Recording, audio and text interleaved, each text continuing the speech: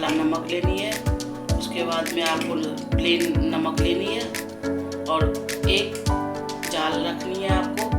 2 गिलास पानी, 2 गिलास लीजिए या 4 गिलास लीजिए, लेकिन स्वाद अनुसार पानी देना पड़ता है आपको, ठीक है। उसके बाद आप एक कुकर चढ़ाएंगे, गर्म होने के लिए देंगे। उसके बाद हम 2 गिलास पानी इसमें डालेंगे, 1 गिलास,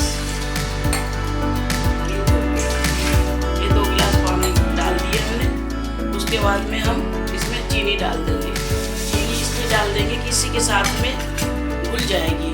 और उसके बाद ये आम जो है, आम को आप काट करके इस तरीक़ा से दे देते हैं और फिर इसको हम पक जाने के बाद मैश करें, जिसके लिए मैंने छन्नी रखी हुई है, उस छन्नी में डाल के मैश करेंगे जब तक में ये। अब इसको हम ढक्कन लगाएंगे। अब हम इसको 2 सीटी लगने देंगे। अब ये मेरी बनके तैयार हो गई है। चलते हैं, मैश करने के लिए इसी जाल में डालेंगे इस तरीक़ा से।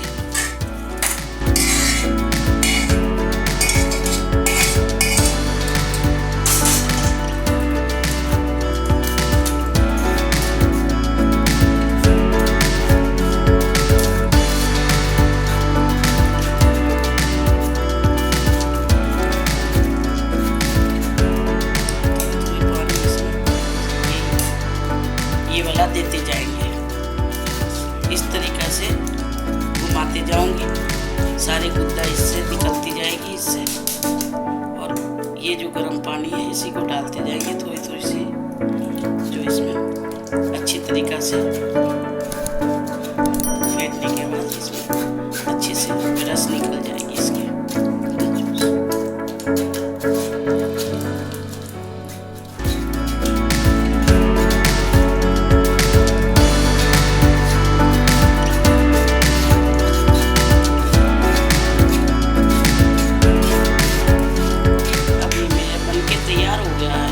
अब इसको हम इस गिलास में डालूंगी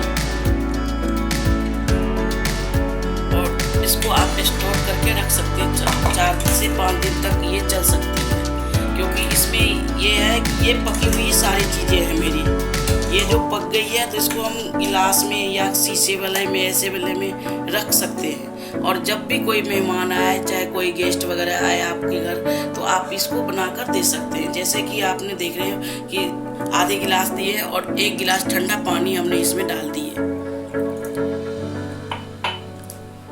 और इसको थोड़ी देर तक इसको इस तरीक़ा से मैश करके हिला देंगे। उसके बाद में हम इसमें स्वाद अनुसार हल्का सा नमक डाल देंगे, थोड़ी सी काली मिर्च डाल देंगे, थोड़ी सी आपको आपके घर में अगर चाट मसाला है तो वो भी डाल सकते हैं, नहीं तो शिकंजी मसाला भी डाल सकते हैं, काला नमक भी डाल सकते हैं वो आप, और ये इसमें डली। और अगर आपके पास में पुदीना है का रस भी डाल सकते हो,